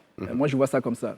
Mais je ne suis pas convaincu qu'au bout des 70 heures, ces médecins allaient arrêter de travailler. Ce n'est pas possible. Parce qu'ils savent que même en période normale, une grève amène toujours les grévistes à assurer un service minimum. Et puis, dans le cadre d'une épidémie de cette ampleur, les médecins ne pourront pas se permettre de dire qu'ils vont débrayer au bout de 72 heures. Je pense qu'ils ont essayé de mettre une pression, mais ils n'allaient pas aller jusqu'au bout. Une Et parce que pression nous tous, même au niveau de l'ordre, nous surveillons cet aspect. Et nous étions en train de regarder, mais bon, heureusement que les choses ne sont pas allées jusque... Oui, professeur. Moi, je voudrais un peu expliquer, peut-être pas justifier. Vous savez, c'est un peu la peur de l'inconnu. C'est ça. C'est tellement médiatisé à travers le monde que chacun a peur. Tout compte fait, chacun est un être humain. Mais je pense que lorsqu'on renforce l'information et la formation, qu'on explique quelles sont les mesures d'hygiène, de biosécurité, à ce moment-là, ils comprennent, n'est-ce pas? Parce que de toute façon, l'exercice de la médecine, c'est une profession à risque, voilà. Mais je pense que ça vient surtout du fait que il y a un peu de panique, n'est-ce pas? Et qu'il faut savoir justement refaire des formations, même de courte durée, pour expliquer comment se fait la transmission, pour expliquer comment on peut se prévenir, parce que c'est très très simple de se prévenir. Mais je pense qu'une fois que, puisque nous venons de former tout un groupe là à l'Institut, une fois qu'ils ont compris, n'est-ce pas, les mesures de prévention, comment il faut se comporter, la panique s'en va et les gens retrouvent une certaine sérénité. Okay. Comment ils sont choisis, ceux qui ont pris part à la formation à l'Institut? Non, ils n'ont pas été choisis. C'était une démarche volontaire. Bien. Hein, ils sont venus nous voir pour... on leur a dit, bon, la panique que vous exprimez, nous allons vous former pendant 1 heure, 1 heure et demie. On va échanger avec vous. Et effectivement, au bout de ce temps-là, ils étaient rassurés. Ils savaient comment se comporter et la panique avait disparu. Docteur Léonce Dan, on revient à vous. Vous êtes le président de la Croix-Rouge Côte d'Ivoire. Quel est votre apport dans cette lutte contre le coronavirus?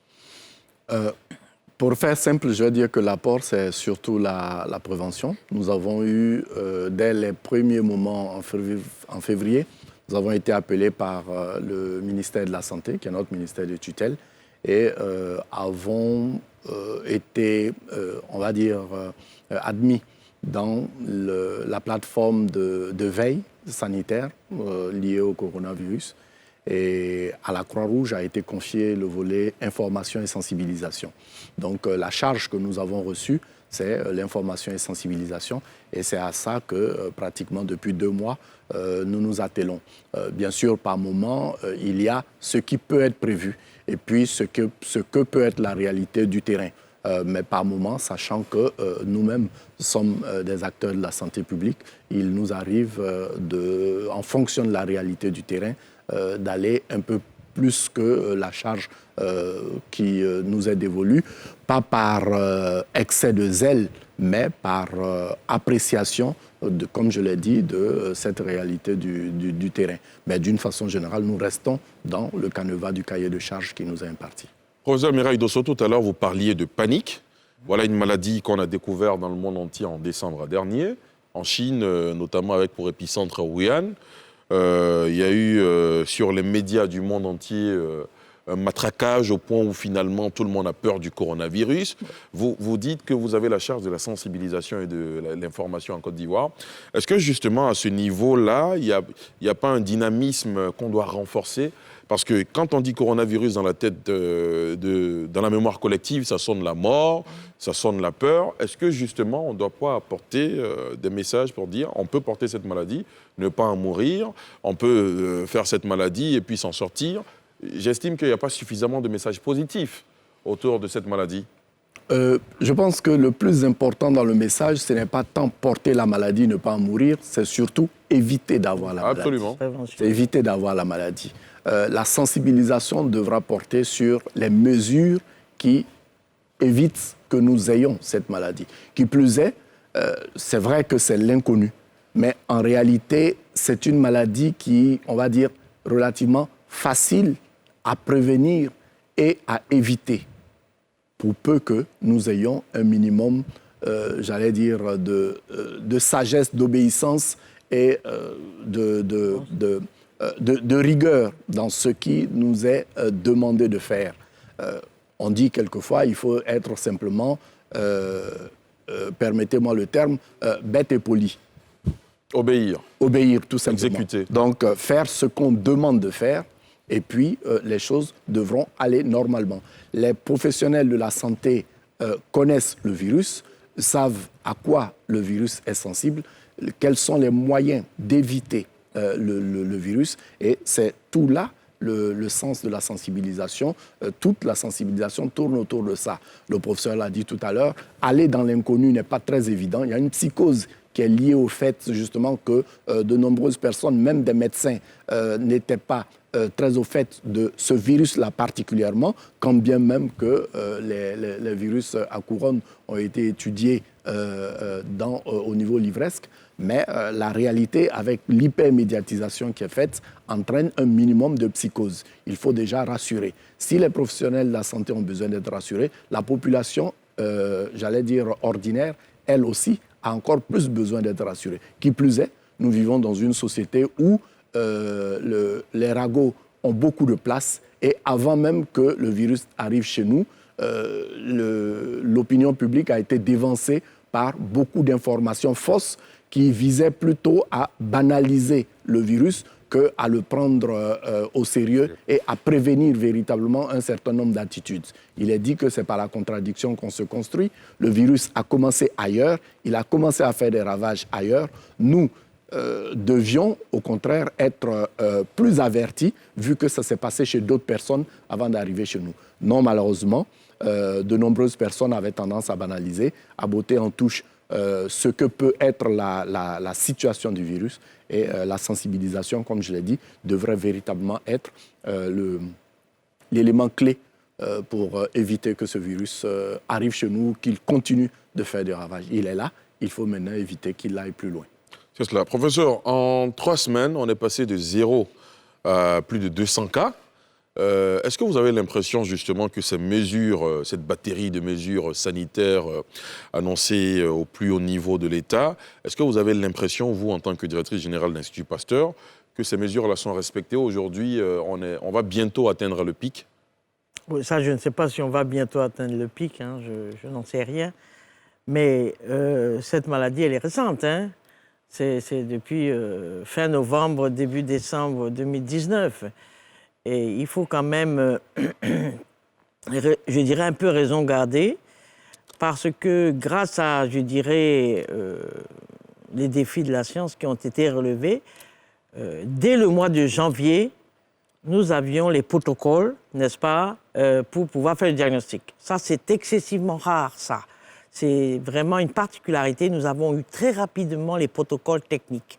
Et nous avons, dès le 25 janvier, l'Institut Pasteur de Côte d'Ivoire était en capacité de faire le diagnostic du coronavirus. Et nous avons eu beaucoup de cas suspects jusqu'au cas confirmé du 10 mars.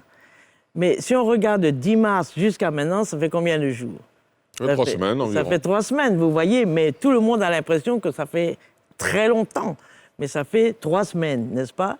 Et donc, je pense que tout le monde a pris la mesure qu'il faut absolument s'organiser rapidement, qu'il faut se dépêcher, qu'il faut mettre en œuvre beaucoup de choses de façon à réduire autant qu'on peut la transmission. Et je pense que c'est aussi... Moi, j'ai l'expérience de plusieurs épidémies en Côte d'Ivoire et j'avoue que dans le cas de cette épidémie, que ce soit le ministère de la Santé, tous les professionnels de la santé, que ce soit les membres du gouvernement et tous les ministères qui sont concernés finalement, que ce soit le président de la République, le Premier ministre, etc. Il y a une mobilisation vraiment générale de tout le monde pour trouver des stratégies, pour faire appliquer les mesures de prévention, les mesures barrières, etc. Donc je pense que on voudrait arriver, je dirais, à un résultat, je dirais, spectaculaire en un temps record. Est-ce que ça, c'est bien raisonnable? Vous estimez qu'il y a un peu d'impatience? Je pense qu'il faut qu'il y ait raison gardée, qu'on continue tout ce qu'on a entrepris, qu'on l'amplifie, et surtout, comme l'a dit monsieur de la Croix-Rouge, qu'on fasse comprendre que tout compte fait, la prévention de cette maladie, ce sont des mesures qui sont simples, qui sont peu coûteuses et que tout un chacun peut respecter. Mais le problème de cette maladie, c'est que ça fait appel à la responsabilité individuelle et non pas à la responsabilité seulement collective. Et c'est peut-être là que les professionnels de la prévention ont vraiment un rôle très important à jouer pour que chaque individu se sente responsable et ait un comportement responsable, tout simplement. Absolument. Docteur Yapo, on entend souvent dire qu'il y a tel nombre de personnes guéries du coronavirus. Comment on en guérit? C'est sur la base d'un traitement? Ben écoutez, le professeur Dosso est là. Je ne vais pas répondre à cette question à sa place. Mais moi, alors pour aller un peu dans le sens de ce qui a été dit tout à l'heure, vous savez, c'est une épidémie qui est tellement grave qu'il faut qu'il y ait une conjugaison des efforts. Et c'est à ce niveau que l'Ordre avait remarqué que certains médecins se permettaient de faire des déclarations sur les réseaux sociaux, même sur les antennes, pour dire qu'ils avaient la solution de coronavirus, que les gens devaient venir chez eux, se faire traiter, ainsi de suite. Mais tout de suite, on les a interpellés pour dire qu'il n'est pas question de jouer à ce jeu dans le cadre de cette épidémie. Et donc, ils ont été interpellés, ils ont bien compris, et donc nous surveillons. Et donc, c'est peut-être l'occasion de dire aux médecins de faire très attention, de s'inscrire dans la droite ligne de ce que l'État de Côte d'Ivoire est en train de faire à travers le ministère de la Santé.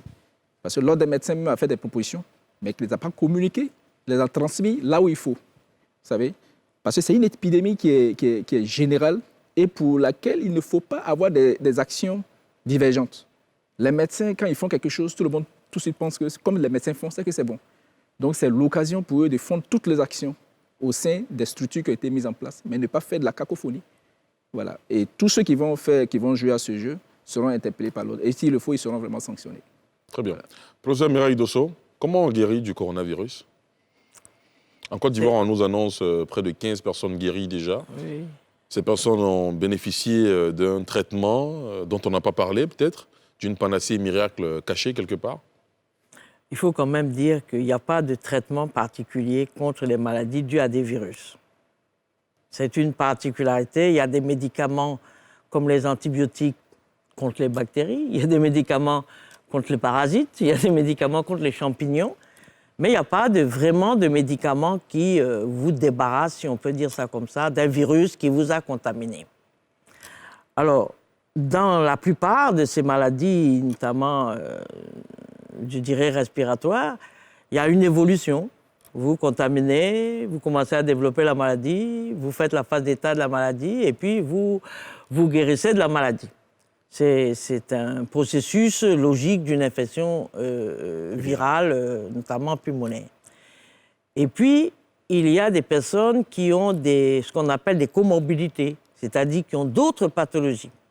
Par exemple, un bilan qui a été fait en regardant les pathologies que les malades qui sont décédés en Italie ont montré qu'à peu près 80% de ces malades avaient soit une hypertension, soit une pathologie cardiaque. Donc, effectivement, mais ça, c'est classique à tous les virus.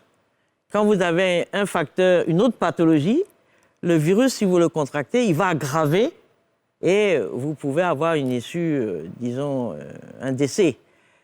Donc, il n'y a pas de traitement spécifique. Bien sûr, il y a des traitements contre la fièvre, contre les douleurs, etc. Mais il n'y a pas un traitement spécifique du virus. Alors, à l'heure actuelle, il y a des essais cliniques qui se développent en Europe sur la chloroquine, sur d'autres d'ailleurs, antiviraux, notamment qui sont utilisés dans le sida. Et ces essais-là se font d'ailleurs en accéléré, parce que tout le monde veut avoir rapidement une idée éventuellement des thérapeutiques antivirales qui pourraient éventuellement s'appliquer, notamment chez les personnes qui présentent des cas graves, en fait. Et justement, en ce moment, il y a un débat sur la scène internationale où on parle d'un sérum ou d'un vaccin qui serait testé sur les Africains. Vous en avez entendu parler, professeur? Oui, j'ai entendu ça. C'est quoi votre point de vue? Mon point de vue est que, je pense que ce ne sont pas des propos qu'il faut tenir sur des radios ou sur des télévisions. Absolument. Vous voulez réagir? Non. Oui, Assalé? Non, moi, ce que je voulais dire, j'ai écouté avec beaucoup d'attention ce que le professeur dit. Et une question me vient à la tête. Je veux dire, tout à l'heure, vous avez montrer un peu la capacité de l'Institut Pasteur à tester. À peu près combien? 2500 par jour. Par jour. On n'a pas encore atteint ça. La moyenne aujourd'hui, c'est 200, 180, c'est ça? C'est 200, oui. 200 maximum. Alors, on se dit que forcément, il y aura une phase de pic à partir de laquelle le nombre de contaminés va descendre. Est-ce que, selon le message que le directeur de l'OMS a donné, tester, est-ce que ce ne serait pas la solution de tester au maximum sans qu'on ait l'obligation de tout acheminer à l'Institut Pasteur, mais dans chaque ville de Côte d'Ivoire, les grandes villes de Côte d'Ivoire, qu'il y ait la possibilité de faire des tests de façon massive pour pouvoir savoir combien de personnes sont effectivement porteurs de ce virus-là. Alors justement, vous me donnez une opportunité que je vais saisir au bon. Allez, saisissez-la. Voilà, allez-y alors. Le prélèvement, ce n'est pas un prélèvement pour savoir votre glycémie. Ce n'est pas un prélèvement simple. Le prélèvement que l'on fait, c'est que l'on doit prendre les sécrétions qui sont dans votre nez. Et ces sécrétions-là, la personne qui vous prélève, elle aussi, elle est à risque, puisqu'elle est en face de vous, elle peut donc aussi s'infecter. Donc, la personne qui va vous prélever doit s'habiller d'une certaine manière pour elle ne pas être contaminée au moment du prélèvement. Donc, il y a un risque, n'est-ce pas, au moment du prélèvement. Deuxièmement, il y a un risque au moment du transport. Vous ne pouvez pas transporter, puisque c'est volatile, c'est aéroporté, vous ne pouvez pas transporter comme vous voulez.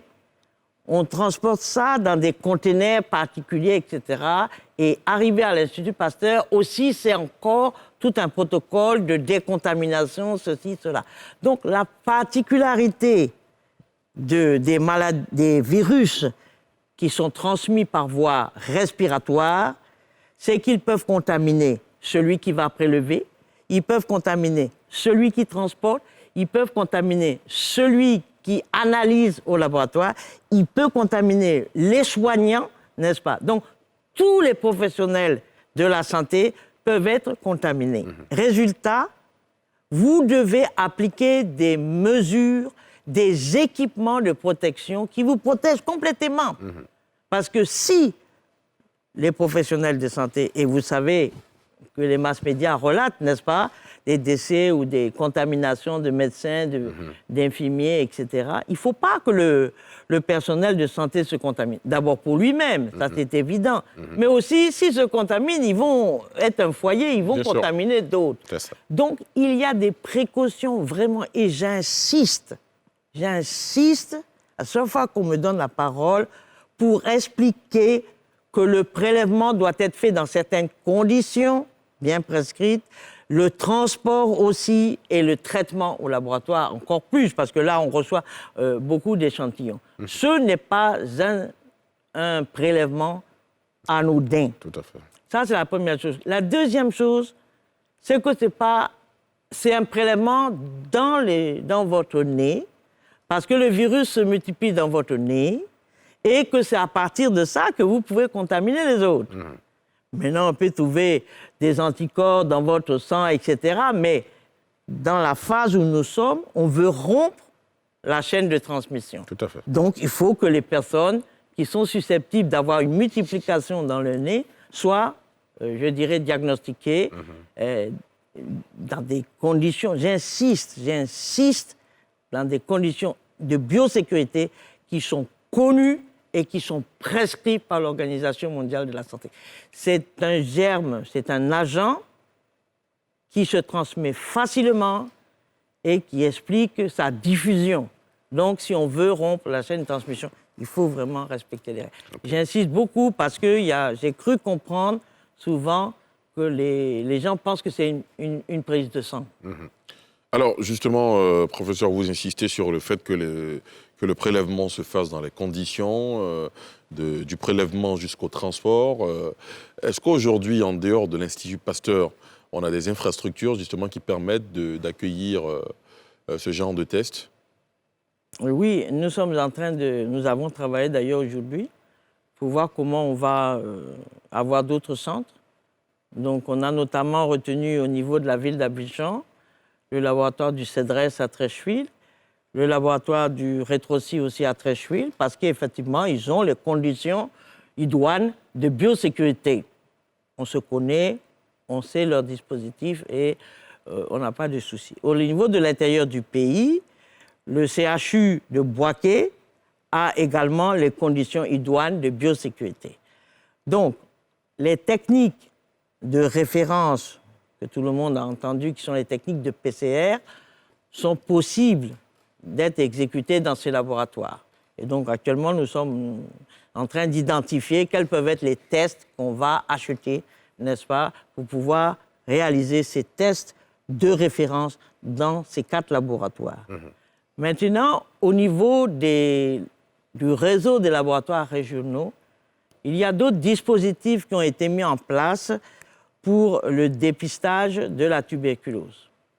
Et ces machines-là, maintenant, on a des tests pour le coronavirus.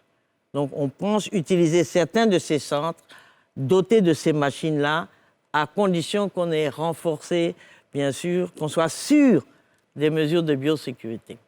Mais professeur, ce que vous dites rassure, en même temps inquiète.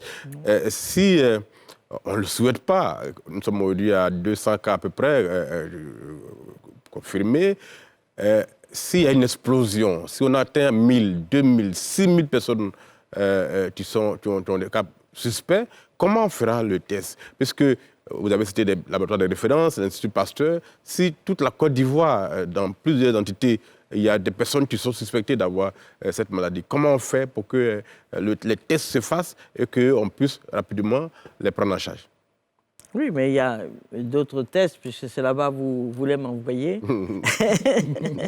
Il y a d'autres tests qu'on appelle, je dirais, simplement tests rapides, mais ça vraiment, c'est un peu... On en a en ce moment en Côte d'Ivoire?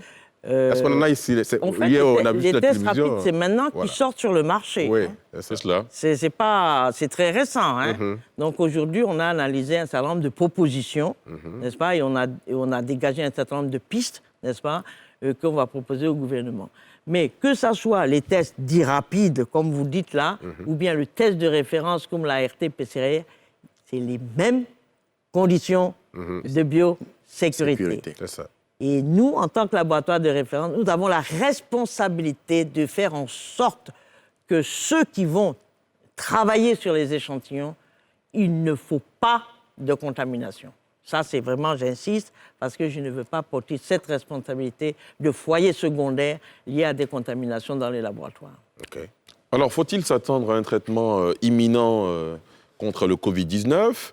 Il y a des tests, le professeur le disait tout à l'heure, il y a des essais cliniques qui se font ça et là dans le monde. Pourquoi pas une solution qui viendrait, par exemple, de la Côte d'Ivoire ou de l'Afrique Ce que moi, le peu que je sais à ce propos, c'est qu'en Côte d'Ivoire, il y a beaucoup de plantes ou d'extraits de plantes qui sont virostatiques. C'est-à-dire qui ralentissent la prolifération virale.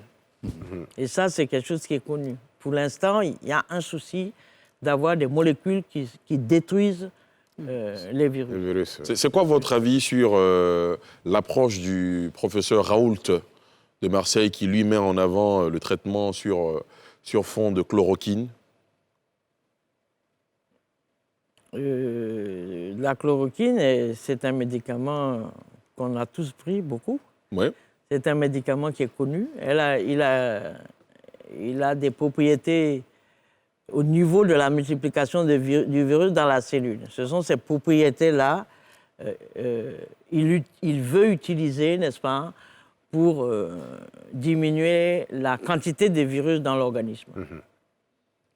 Et c'est quelque chose qu'il faut essayer ou pas? Vous qui êtes scientifique...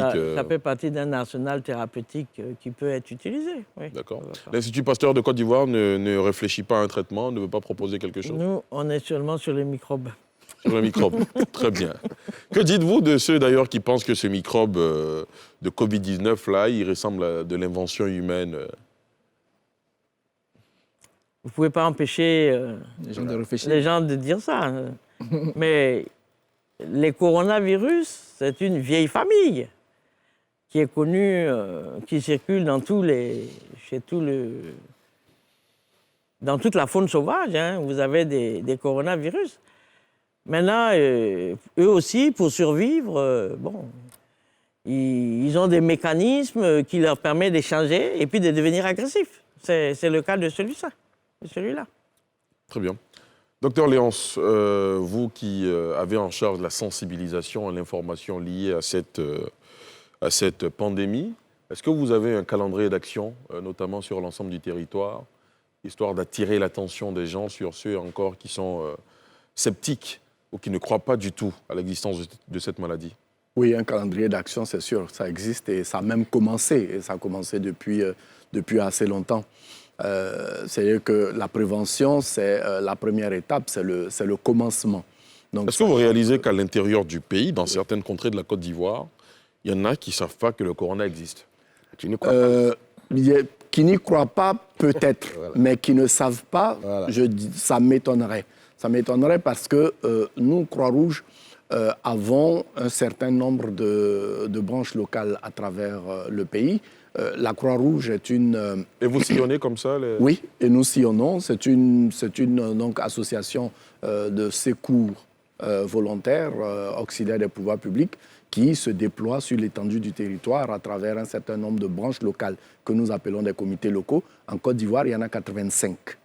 Et donc, depuis le début justement de la pandémie, avant même que ça arrive chez nous, différentes sensibilisations ont été faites. Ça a commencé d'abord par une formation en interne, ensuite une formation des différentes branches locales, et chacune des branches locales avait la charge de former et de sensibiliser les populations dans lesquelles elles sont.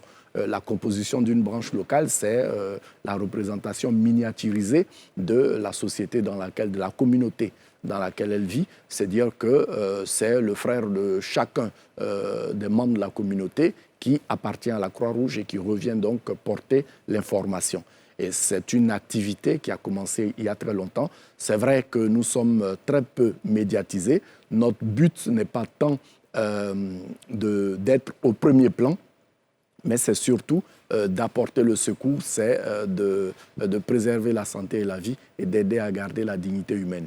C'est donc quelque chose qui a commencé il y a très longtemps.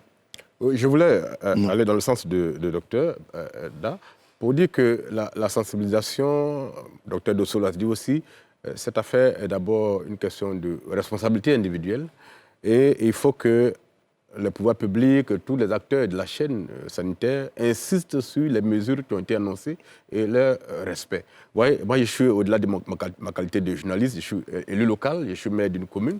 Ouais, c'est une anecdote, hein. On a mis à l'entrée de la ville, tous les 4 points d'entrée de la ville, des dispositifs de lavage des mains, en impliquant la police, tout ça. Et vous avez des gens qui arrivent et qui refusent systématiquement de laver leurs mains.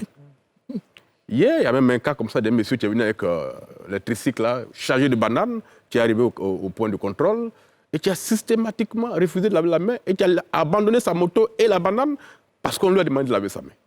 Donc, s'il n'y a pas ce renseignement, cette insistance, si le message ne passe pas et que les gens ne comprennent pas que, comme il n'y a pas de médicaments, la meilleure solution aujourd'hui, c'est d'éviter la maladie, on pourrait s'attirer beaucoup de dangers, beaucoup de problèmes avec les Ivoiriens. L'indiscipline dans laquelle nous sommes, si on ne tape pas dessus, franchement, pourrait être le carburant qui va faire exploser cette maladie dans notre pays. Ce cas-là est très typique et qui permet de comprendre comment les gens réagissent en zone intérieure et en zone rurale. Alors, est-ce que ça existe, enfin, je fais une parenthèse, est-ce que ça existe des gens qui sont allergiques à l'eau? Allergiques à l'eau, pas du tout. Allergiques à l'eau, pas du tout. Voilà. On a l'avantage en plus d'avoir le gel hydroalcoolique voilà, qui permet la désinfection, je dirais, quasi instantanée.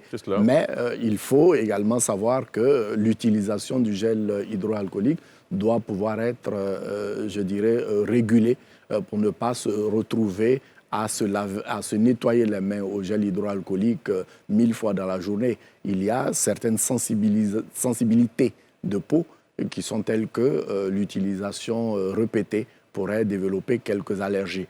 Cependant, je ne suis pas en train de dire qu'il faille ne pas utiliser le gel hydroalcoolique, mais le gel hydroalcoolique est un palliatif. Chaque fois qu'il est possible de se laver les mains, on doit préférer l'eau et le savon au gel hydroalcoolique. Et donc, quelqu'un comme celui que M. Assalé évoque, c'est quelqu'un qu'il faille suivre. Au-delà du fait de le convaincre sur place pour qu'il accepte de se laver les mains, il faut pouvoir le suivre pour le sensibiliser et l'amener justement à changer de mentalité. Parce qu'une autre réalité, c'est que nous, Africains, du fait de notre éducation, avons des personnes références. Si lui, il refuse de faire, sa femme, ses enfants estiment qu'il faut faire comme papa. Voilà. Papa est le plus sage. Si papa estime qu'il ne faut pas le faire, alors on ne le fera pas. C'est-à-dire qu'au-delà de ce refus que lui, il a eu, nous, chargés de prévention, nous disons qu'il y a un certain nombre de personnes derrière lui qu'il faille sensibiliser, et ça nous fait prendre conscience de la charge de travail que nous avons, et il faut à chaque fois recommencer. Absolument. Alors, docteur Yapo, nous sommes bientôt au terme de cette émission. Je rappelle que vous êtes le secrétaire général du Conseil national de l'Ordre des médecins. Si vous devez lancer un message à l'ensemble de tous les médecins qui vous suivent en ce moment, ce sera lequel? Merci. Alors, le premier message que je lancerai aux médecins, c'est d'abord qu'ils sachent qu'effectivement, ce virus est venu bouleverser tout un ensemble de choses. Et c'est à ce niveau-là que les médecins, souvent, doivent faire appel à leur esprit de recherche, aller à la formation pour actualiser les connaissances qu'ils avaient eues au cours de leur formation. Parce que c'est vrai qu'on a été formé en virologie et tout ça, mais on n'a pas eu à gérer ce genre de phénomène qui apparaît dans le monde. Du coup, ça nous amène à nous réinterroger, aller regarder nos cours, aller chercher les choses là où il faut les chercher et se faire une idée précise de ce phénomène. En ce moment-là, on est plus armé à guider nos patients et à les amener à avoir les gestes qu'il faut. Bientôt, le Conseil va être en mission, parce que notre rôle, c'est de voir si les médecins travaillent dans les conditions idoines. Parce qu'il est interdit à un médecin de donner des prestations quand les conditions ne sont pas réunies. Parmi les conditions, il y a les conditions de sécurité pour lui-même, mais les conditions de sécurité aussi pour son patient. Donc ça, l'ordre va aller en mission pour voir un peu sur tous les points où les médecins sont amenés à traiter, à gérer les cas de coronavirus. Ils ont un minimum pour être vraiment sereins devant ces choses. Alors, l'autre appel que je vais leur lancer, c'est de vraiment s'inscrire dans la droite ligne des recommandations qui ont été données au niveau étatique et de ne pas essayer de faire autre chose que ça. Il est interdit aux cliniques aujourd'hui d'hospitaliser des cas de Covid-19. Vous voyez ? Quand vous hospitalisez un patient, dès que vous vous rendez compte que c'est un Covid-19 et qu'il y a eu même un test qui a été fait, il faut le sortir de là, il faut le faire admettre là où il faut pour que la gestion soit optimisée. Cela est passible de poursuite?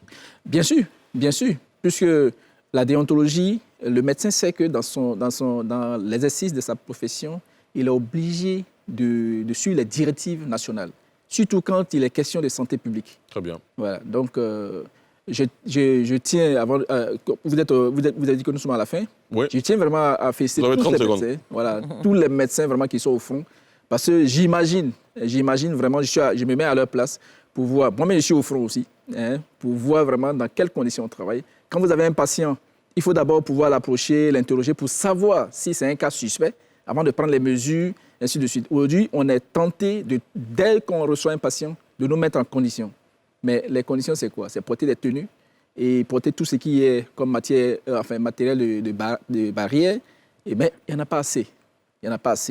Bon, heureusement que le ministère a mis les... La Côte d'Ivoire a reçu pas mal de dons dernièrement. Il y a des commandes également qui sont arrivées. Donc, nous pensons que tous les médecins vont être approvisionnés pour pouvoir faire face à ce phénomène. Très bien. Voilà, merci. Docteur Léonsda, nous sommes au terme de cette émission. Est-ce que vous avez un message particulier à lancer? Message surtout à l'endroit de toute la population. C'est la prise de conscience vis-à-vis de cette affection hier inconnue, aujourd'hui moins étrangère à nous. La prise de conscience, surtout l'abandon de ragots ou d'idées reçues qui laisseraient à croire que certaines de nos pratiques africaines, comme la consommation d'alcool, comme les feuilles de Nîmes, comme l'ail, le gingembre, pourraient éradiquer le coronavirus. Il n'en est rien du tout. Surtout, restez vigilants. Il s'agit de se dire, une entorse, on peut en guérir, mais une vie, on n'en a pas deux. Et donc, il ne s'agit pas de se baser sur des ragots du voisinage pour faire des erreurs qu'on n'a ni le temps de regretter, ni la capacité de réparer. Très bien. Antoine Assalé Tiemoko. Je pense qu'il n'y a pas grand-chose à dire. On écoute les spécialistes et puis on les laisse conclure. On peut dire tous qu'il faut que chacun se mette dans la dynamique du respect des mesures qui ont été éditées pour qu'on puisse rapidement se débarrasser de ce virus et que la Côte d'Ivoire reprenne son cours normal. Professeur Mireille Dosso, il y a de l'espoir? Oui, mais si vous permettez, allez-y. M. Diarra-Souba, je voudrais vraiment remercier mes collaborateurs qui, depuis 3 mois, sont sur la brèche. Les remercier, les féliciter pour leurs compétences, pour leur professionnalisme et puis pour leur disponibilité, parce qu'ils travaillent 24 heures sur 24, 7 jours sur 7, et je voudrais les remercier pour ça infiniment.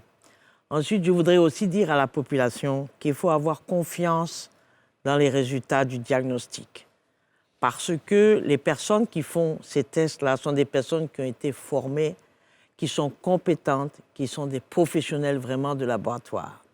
Et ensuite, je voudrais dire aussi à la population que les réactifs qui sont utilisés pour faire ces tests et les machines qui sont utilisées pour faire ces tests, c'est les mêmes machines qui existent dans les pays occidentaux et c'est les mêmes réactifs. Il n'y a donc pas de raison que les résultats soient faux.